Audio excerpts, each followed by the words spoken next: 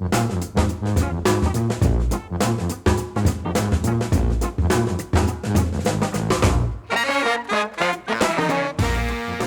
everyone, to What's Working. This is Cam Marston, and we are back at it again. Workplace, workforce, marketplace trends is the focus. I thank you for joining us. If you're familiar with the program, been keeping up, we've broken one of the cardinal rules of this program recently, and I foresee continuing to break it. For the longest time, I swore I would not touch politics on this show. However, out of a moment of frustration and desperation, I thought, I got to start talking about this with people that can talk to me about it and help me try to understand what's going on out there. James Ballentine is the guest this week. He's spent many, many years, 30 plus years in D.C. as a lobbyist, as a consultant, as a chief of staff for some elected officials, lots of experience in Washington, lots of perspective to fall on. And he and I discuss how to interpret what's going on out there and perhaps what our world needs to get through it. We focus again on the need for a third-party candidate. And I know snowball's chance in hell is what you're thinking, but that's where I want to focus this conversation, and that's where my interests are right now. So we'll talk with James Ballentine when we get back from break. You're listening to What's Working. I'm Cam Marston, back right after this. Hi, I'm Cam Marston. Many business leaders like you are facing declining sales, high turnover, low morale, all because of poor communication. That's why I created the Generational Insights Communications Academy. The Academy trains your leaders to communicate effectively with anyone in any situation, helping you build the thriving company you deserve. Learn more and enroll today at cammarston.com/GICA. We're back. You're listening to What's Working. I'm Cam Marston. Thank you so much for joining us. On the other side of a Zoom call from me is James Ballentine. James lives in Washington, D.C. He and I have a mutual friend, which has connected the two of us to talk about the political world today, what's going on, and perhaps what solutions there may be. Let me give you a little bit of James's background so you'll understand why this conversation, I believe, is particularly salient. He's identified in 2022, 23, and 24 as one of the 500 most influential people in public policy in Washington, D.C.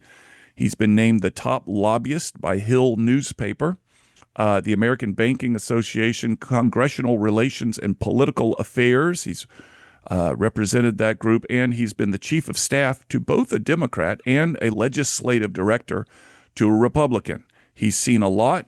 He's straddled the aisle, and he, like me, feels like something needs to be done and is active in doing it. James, thank you so much for your time. Welcome to What's Working. Cam, thank you so much for having me. I appreciate it, and I look forward to the conversation. Yeah, give us a little bit more of your background, if you would. Tell people more about yourself, please.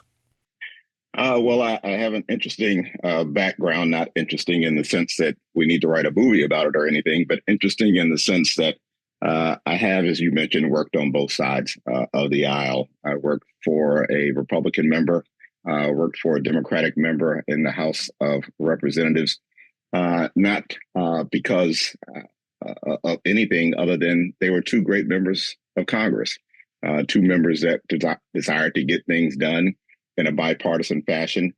So in the case where I hope the country would be, I looked at the person rather than the politics. And I've enjoyed both of those experiences. I started back on Capitol Hill in the 80s, in the mid and late 80s. And it was such a vastly different place then. After working on Capitol Hill, I then went to work in the government, worked for the U.S. Small Business Administration as a political appointee in the Clinton administration. Then went downtown, as not unusual to go downtown to experience that, having worked in both finance and helping small businesses. Went to work for the American Bankers Association and served 22 years there. So saw literally everything happen during that period, but also saw Congress change tremendously during that period. So after 35 years or so, I decided to hang up my downtown and Capitol Hill jacket and move to start a consulting firm where I really advise businesses, in many cases financial services businesses, on the regulatory and legislative space. So you've been in public policy, I see from my notes here, for 35 years. You've likely Yes. never seen an environment like ours right now. There is the belief outside of Washington, D.C., that inside the perimeter or the beltline of Washington, D.C., is a whole different world than what the rest of us experience outside the beltline of Washington, D.C. Um, do you feel that the concerns that you and I share about the direction of politics and government is is it shared within the beltline just like it is outside the beltline? It is. When I say it's a different environment, and I'm not one of those that harkens back on the past too much. Many people say, "Oh, I remember when what things were like in the 1960s and the 1970s." I'm not one of those people, but from what I do and what I've experienced in the legislative realm and the personalities on Capitol Hill, things have just changed tremendously. So, what people talk about on the outside, sort of the chaos, it used to be things that movies and television shows were made of. Yeah. In actuality, it's pretty true. It's pretty accurate.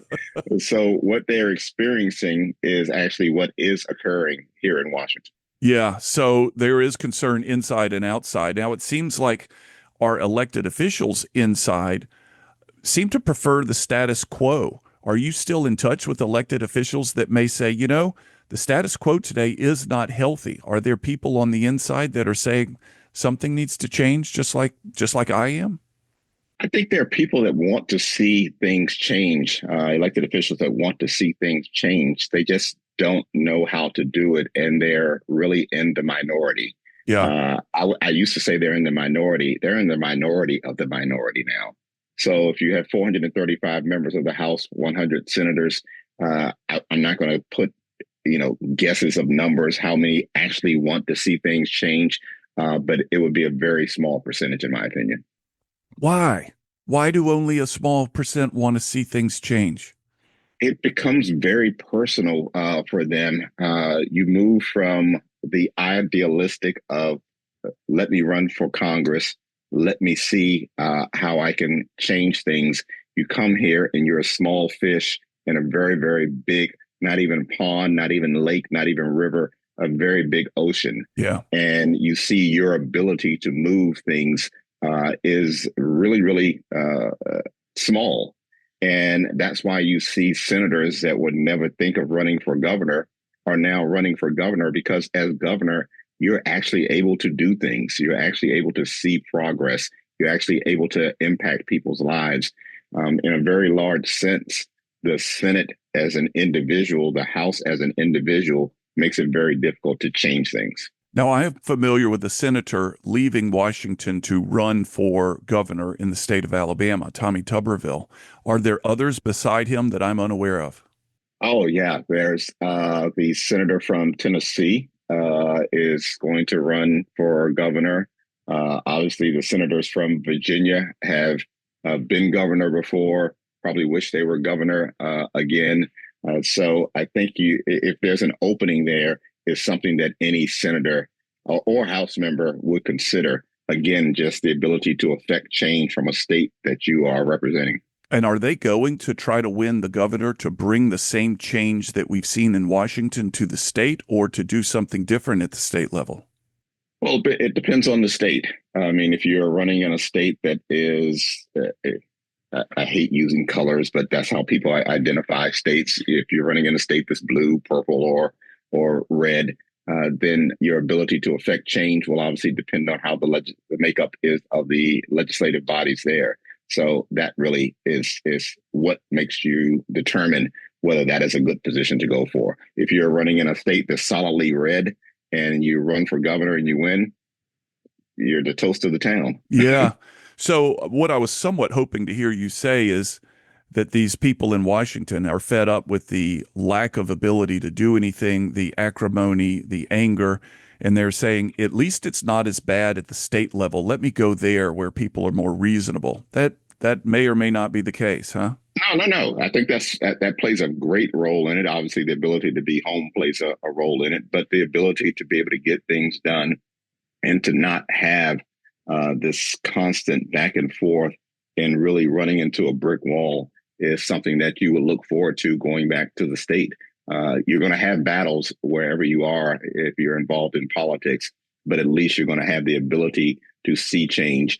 If you're in a state that requires balanced budget, then you're going to do that every year. There may be some harm done. There may be some benefit, but you're going to be able to see the work that you put into.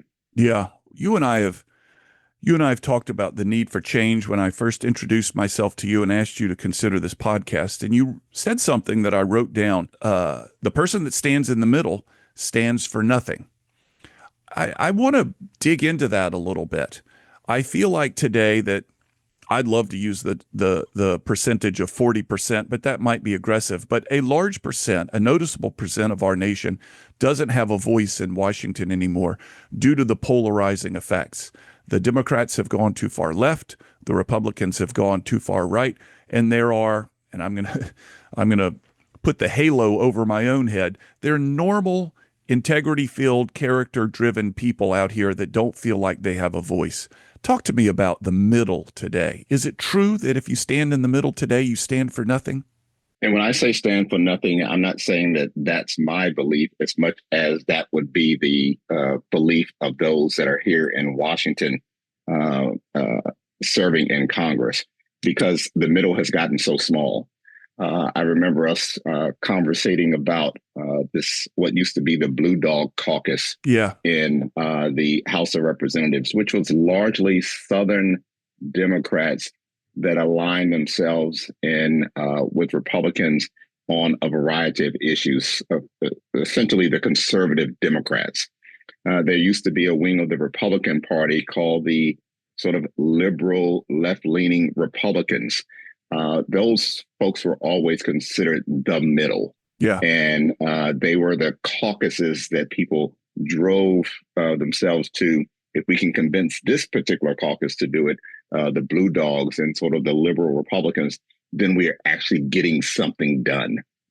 That is an extremely small caucus now, probably a handful of members of Congress, because that's simply not what people drive their thought process to.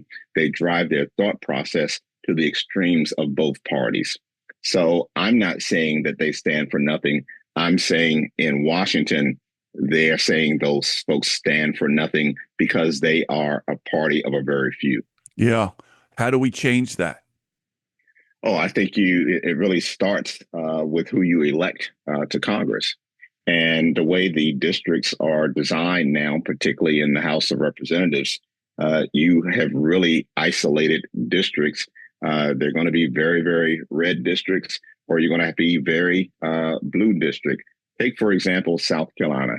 South Carolina, I believe, has 8 representatives in the House of Representatives. I think 7 of those are Republicans. My numbers may be slightly off, and 1 Democrat.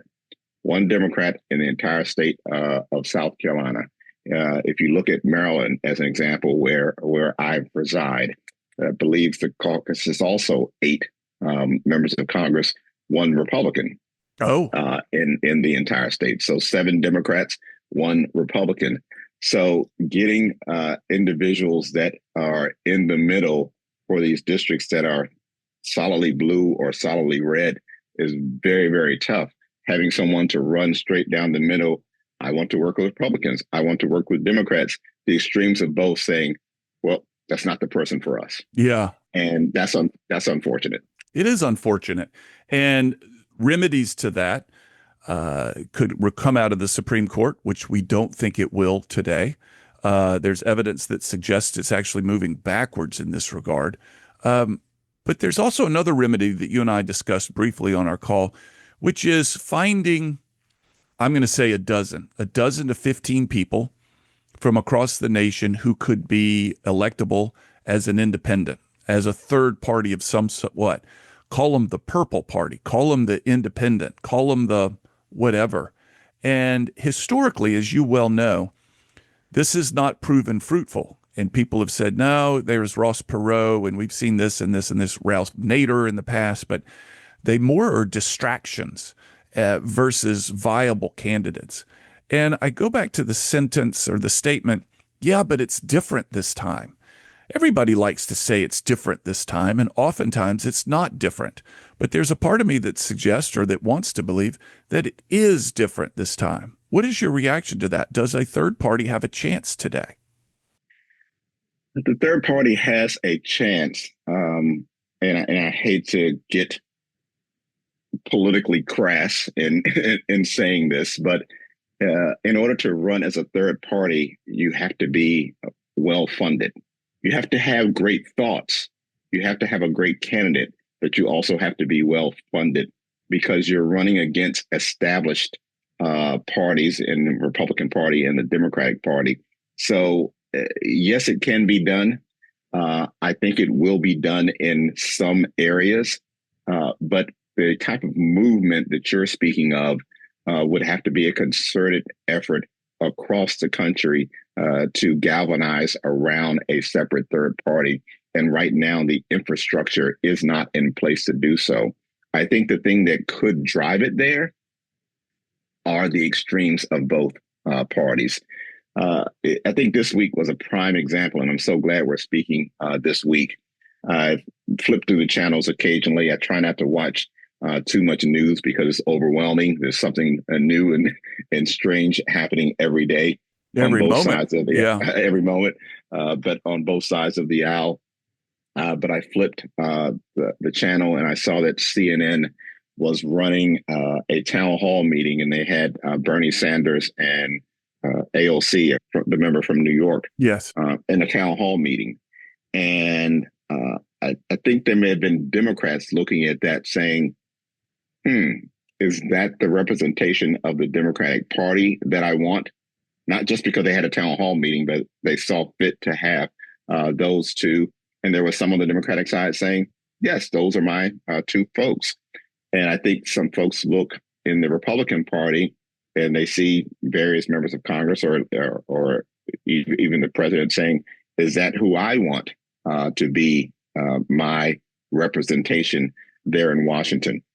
So I think you have this interesting dichotomy that you almost have to go to the extremes in order for and allow the trains to run off the track for a little bit for third parties start coming together saying, I think we need to do something. But again, it has to be well financed, well funded, and the right candidates to do that.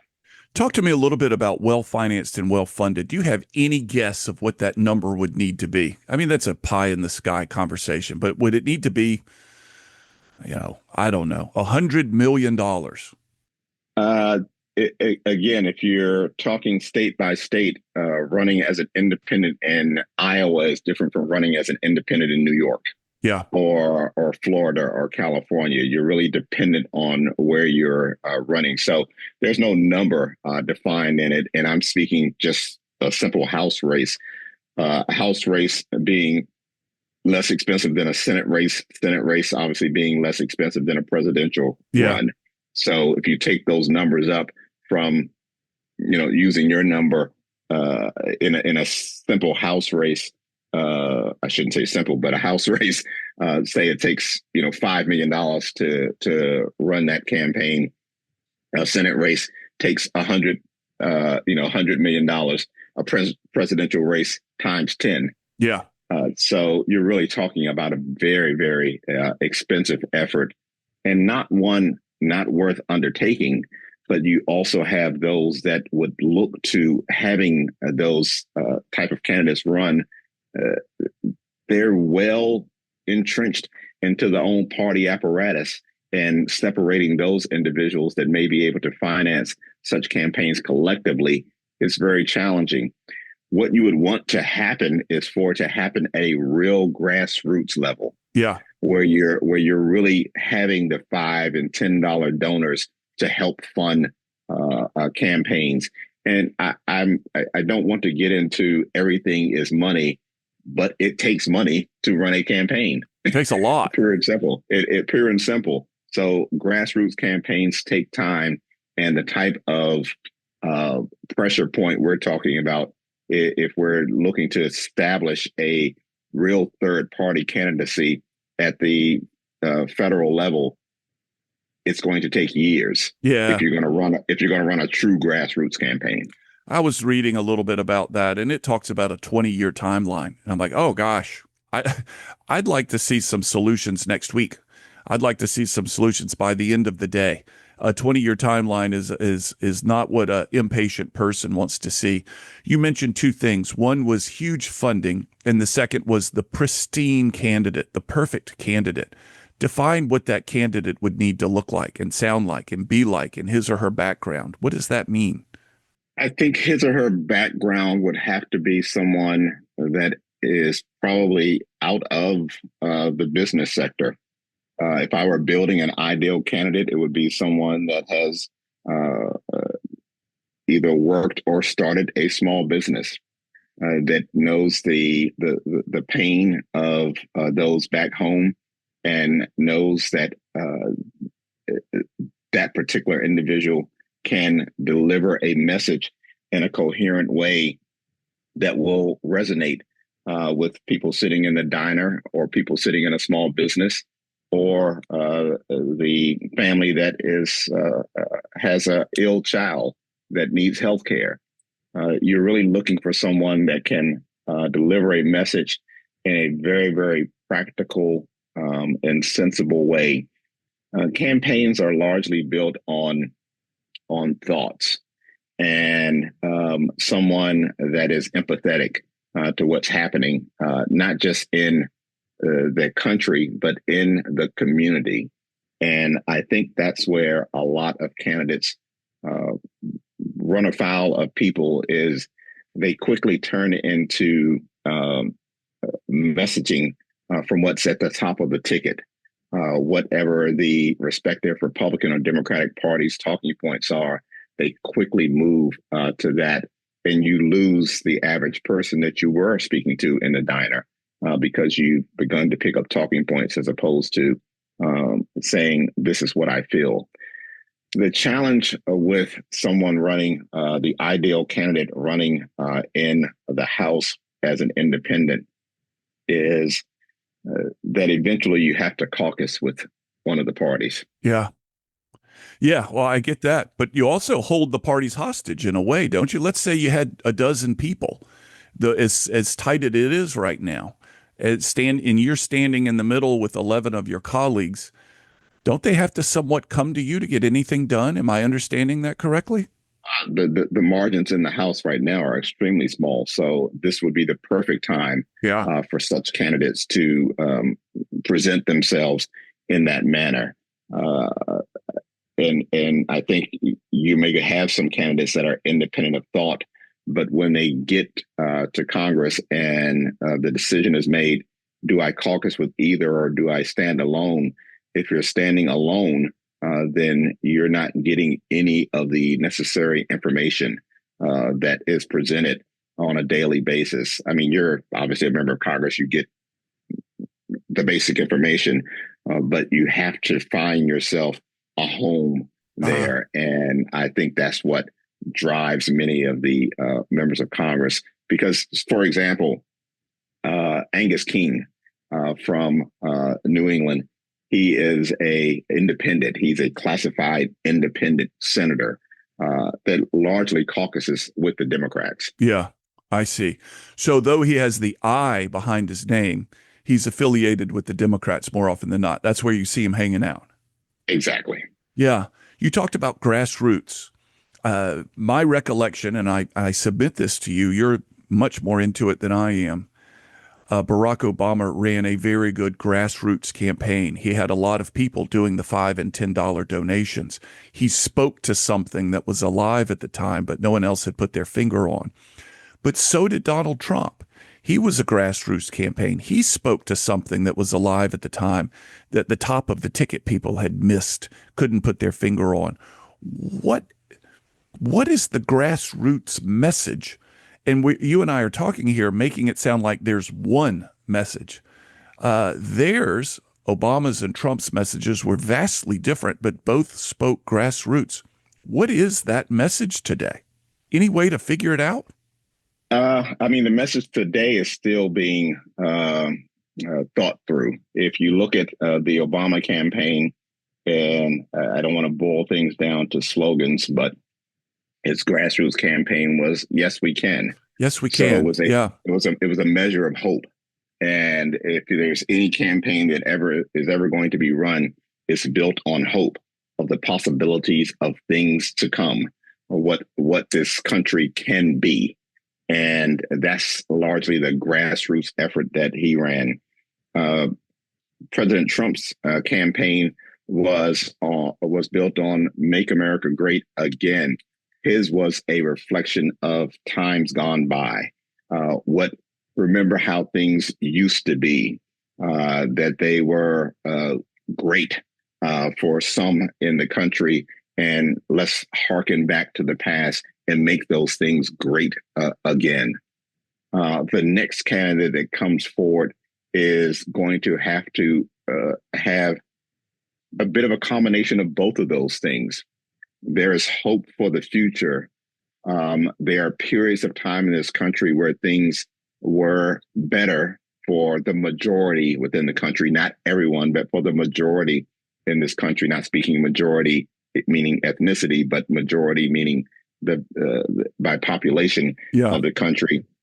And therefore, let's speak to those things, but also not ignore the challenges that we have as a country and how we can together pull ourselves up.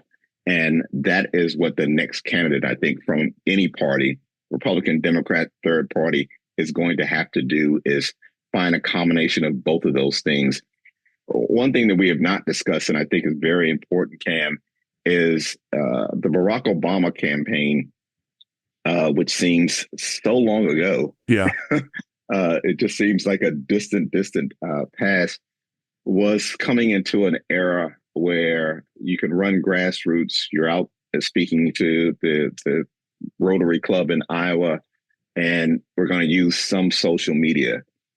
Social media is different now than it was then. So true. And it really drives a lot of the discussion right now. I am one of those individuals that when I look at the news, I'm still one of those that looks at the evening news, on occasion, because I just want to hear the straight story.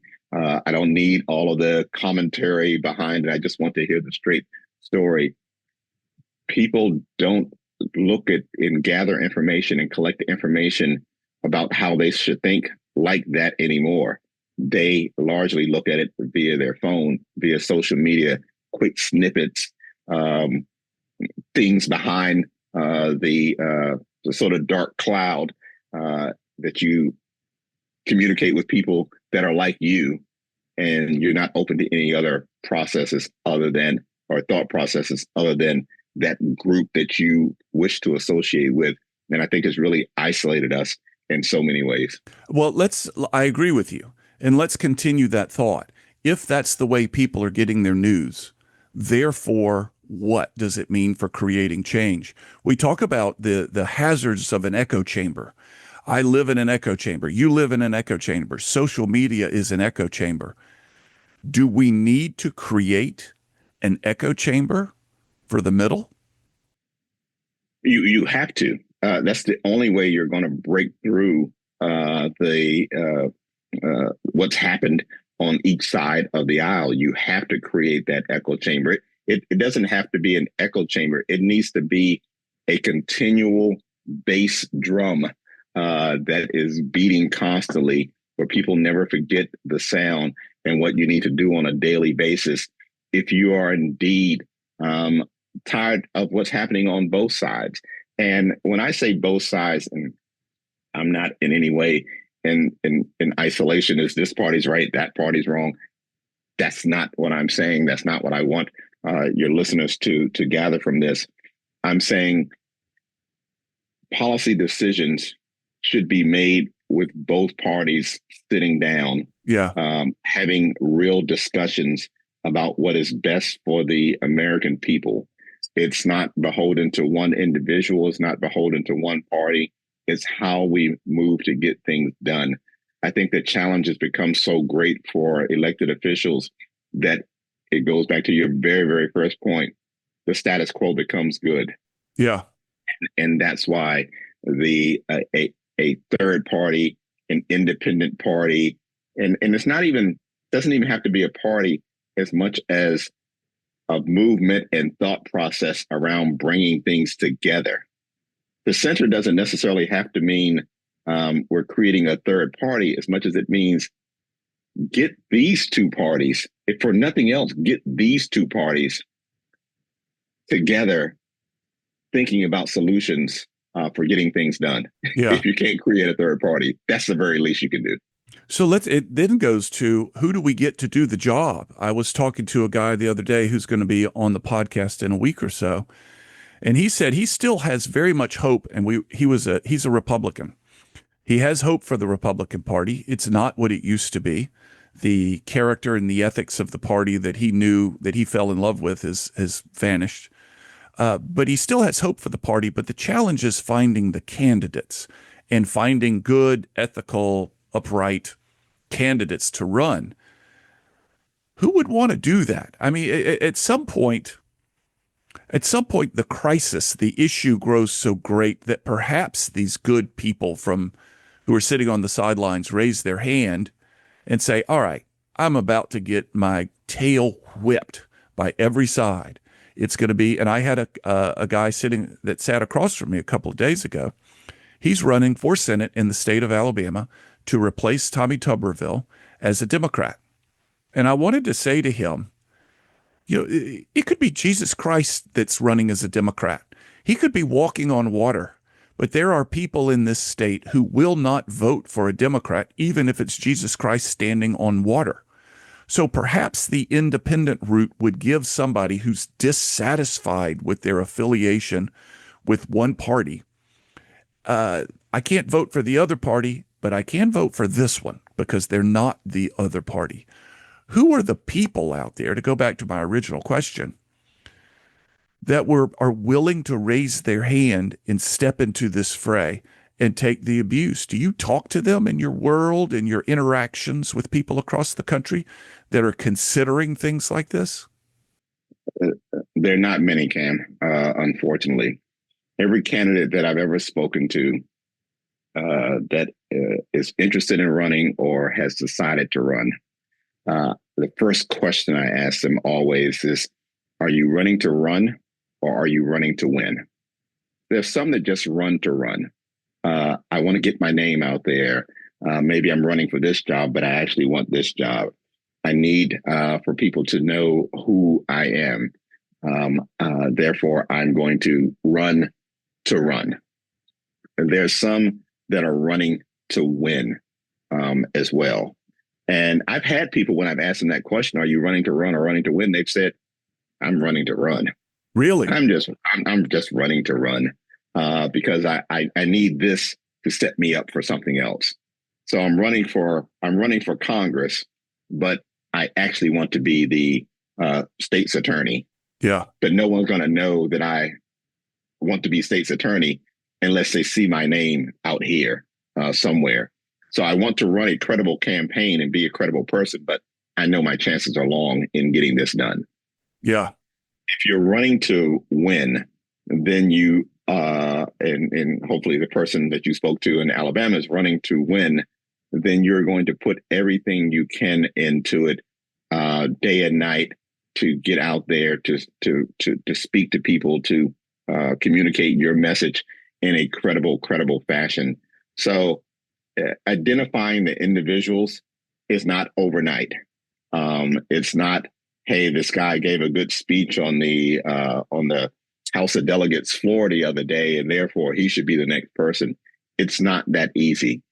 It's someone that's willing to live this 24/7 and to not just speak to the ideas that they have at that time, but they're going to continue those. I have seen so many members of Congress. I cannot even begin to tell you, Cam, and this is part of the thing that gets discouraging for me, is people that have run a campaign, run a great campaign, said they're going to do these certain things. They get to Washington and change entirely. Yeah. We've heard these stories. I mean, change entirely. Do you think they anticipated the change? I'm going to change when I get there, or is there a system that just washes them? I think the system washes them. I really do think that, and that's a very cynical thing, but I think the system washes them because you're either going to go along or you're going to get swept away. And one, and I will not name names here. You're dying to name names. I can see your face. You're dying to drop a name. I am, but I'm not. I'm not going to do so. Republican member of Congress, Okay. a good friend of mine, turned out to be a good friend. Did not know him until he came into Congress, but turned out to be a good friend, very reasonable member of Congress. What one would consider not necessarily a centrist in the sense of the Republican Party, but a thoughtful member of Congress. Was nowhere near what I'd call MAGA by what MAGA definition is now. Would not consider that person to be that. I go into his office after he wins, and this is during the first Trump presidency, and he has a MAGA hat on his table in his office, in his legislative office, and I asked him about it. Not the hat, but I asked him about his change in philosophy. He said, I'm from a Republican district. He said, I am afraid that if I don't join sort of the MAGA segment of my district, that I'm going to be primaried from the right. He's already a solid Republican. Yeah. He said, I'm afraid someone's going to run to my right. Yeah, I understand that. They're going to out Republican me. They're going to out polarize him. They're going to out extreme him. Yeah, out extreme him. And that's really when you say how you get swept up into the system. You get swept into the system. I've had these same conversations with Democrats as well, where they become a lot more left because they're afraid someone's going to run to their left. They're not left enough. I want to grab something and shake it. It brings me to a level of frustration that I want to grab something and shake it. It almost gets into human psychology of what is this fear that you have? So you lose. You operated on your principles. You did what you said you were going to do, and you lose, but at least you did what you said you're going to do. And people as if I'm any significance here. People like me don't start thinking these ways about you. Like, what happened to you? Where did your spine go? And that's just it. No, that's it. That's it right there. And pardon me for interrupting you, Cam, is the ability to say, willing to lose. I'm willing to lose in order to stand up for what I believe is correct and what I ran on as a member of Congress. That has totally disappeared. Everything now, and I'm not going to say for every member of Congress, but a lot of members of Congress, is self-sacrifice is more important to me than actually getting things done in a constructive way. And independent thought process has escaped in so many ways. That's why when you see members of Congress now that say, I'm leaving, I'm retiring at the end of the year, they become profiles in carriage. They start saying everything that they ever wanted to say, because now they're no longer beholden to the party. They become independent thought process.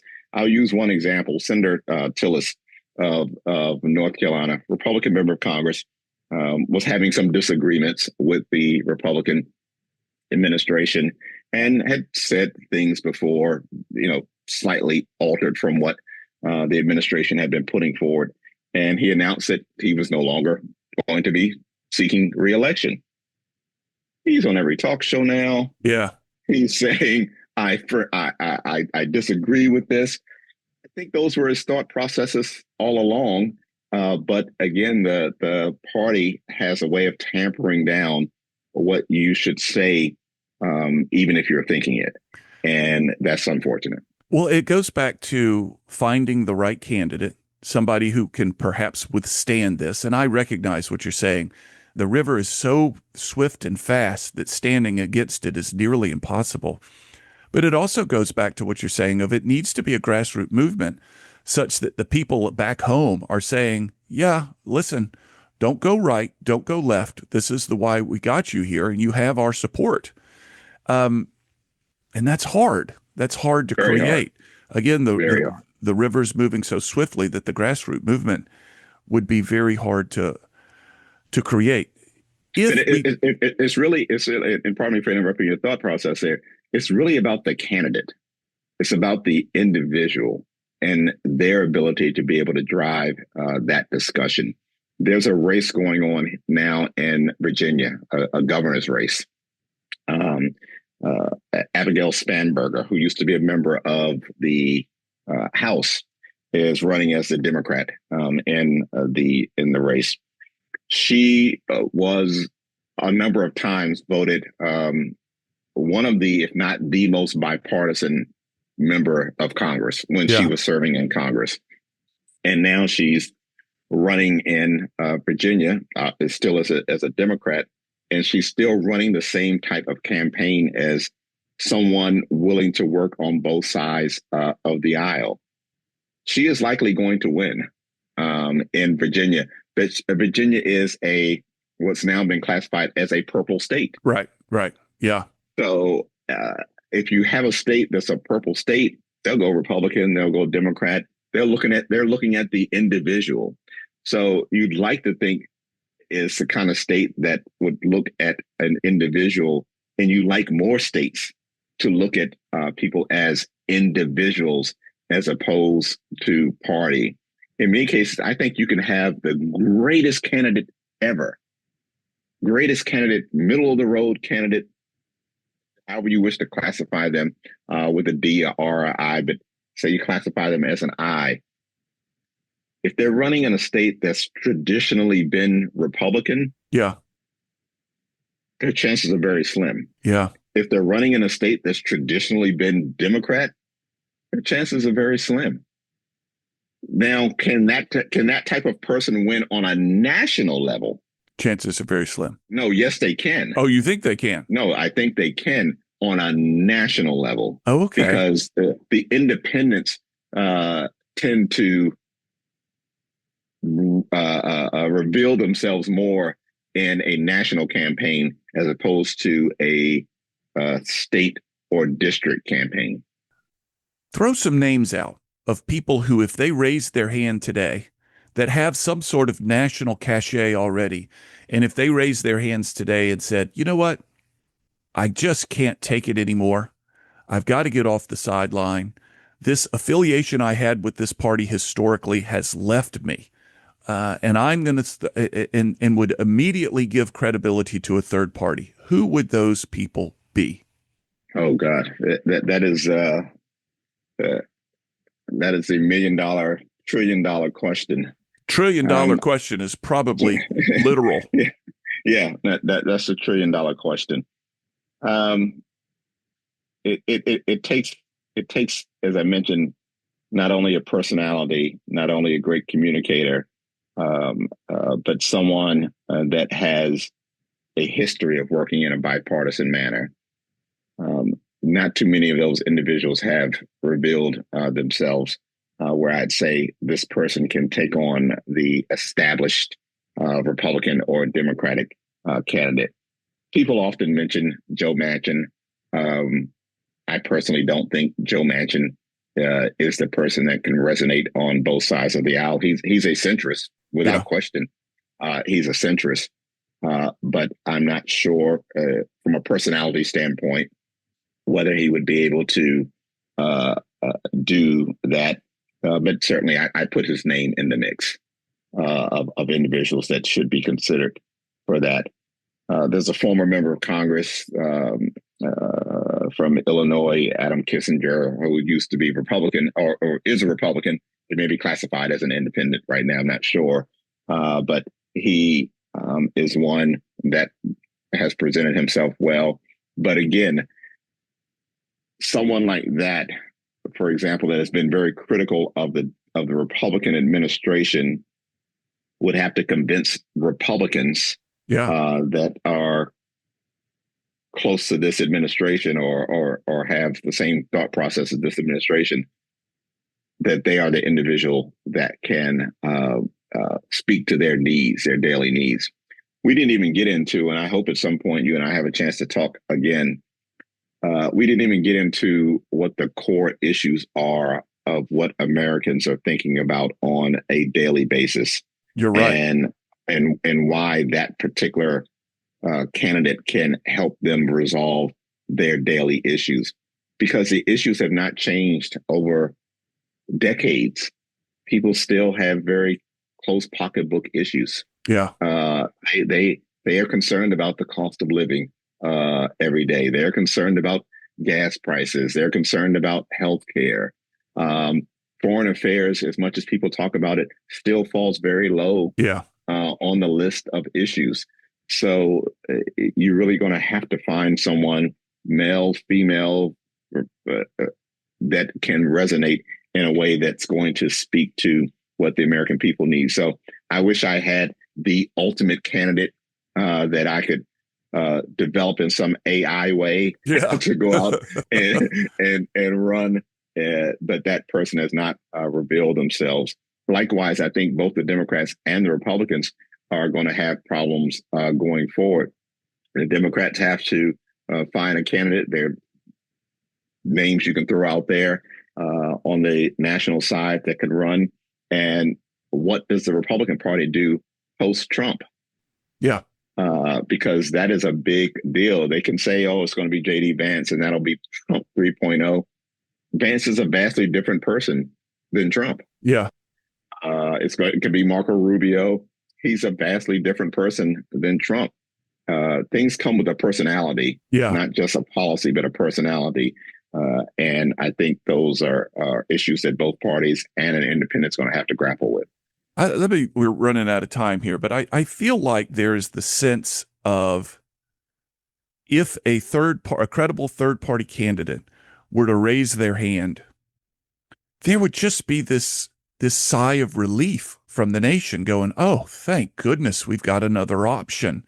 These crazies on either side have their person, and then us in the middle can breathe a sigh of relief and say, thankfully, there's now somebody out there that represents me.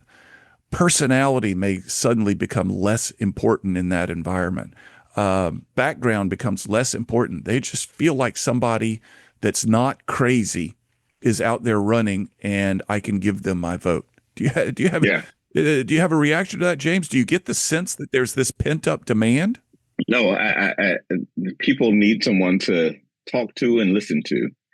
This is really. I spoke to mom. I spoke to dad. And so consider mom and dad the Republican and Democratic Party. But I really need to go speak to Auntie. She's right in the middle. She's right in the middle. And she's going to help me work my way through this. And right now, I don't think the people that look at things from a very middle standpoint have anyone to communicate with. Yeah.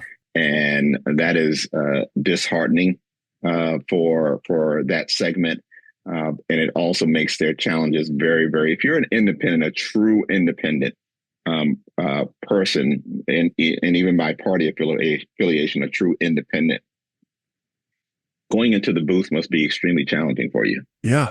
Yeah, I think so. It must be extremely challenging for you, because you're really trying to nuance your way into pulling the lever for one side or the other, and knowing when you left the booth that you were not said. That is a horrible, horrible feeling. Yeah. To be part of. And if there's any time for someone to reveal themselves in a way that can help that middle, I think it is now. But to our earlier conversation, Cam, that drumbeat had to have started a year ago. Yeah. 3 years ago. Because one thing to Trump's credit, even after he lost the last election, he was running the entire time during the Biden administration. He was running the entire time during that administration. And that's what you have to do. You have to run while an administration is occurring. You can't announce when everyone else is announcing. Gavin Newsom, for example, I don't know if Gavin Newsom's going to run or not, but he's giving all indication that he is going to run because he is running now. He's beating the drum right now. He's beating it right now. That's right. And, I don't know if he prevails, but he's beating the drum right now. You have to beat the drum, and any independent would have to, if they have not started tapping the cymbals, right. They at least need to hit the snare and then hit the bass drum so someone can hear them. Yeah. Give me your hope. What is your hope right now for our future, for what comes next, for not what you think, not what your years of experience have taught you, which is all so very important and valid, but your hope for things? What do you hope happens? Oh, my hope is strong. I mean, I wake up every day, some days very hopeful, some days discouraged, which makes me a human being. Sure. So I am hopeful that whatever period we are in, that if people believe they're at a peak, continue that peak. If they believe they're at a valley, whenever you're in a valley, you're going to get out of that valley period at some point. My hope for the country is that we will come together.